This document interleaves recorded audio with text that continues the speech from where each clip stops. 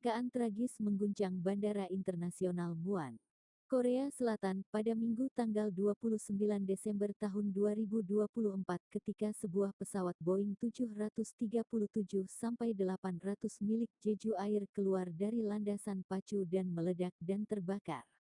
Insiden ini menewaskan sedikitnya 62 orang dari total 181 penumpang dan kru di dalam pesawat.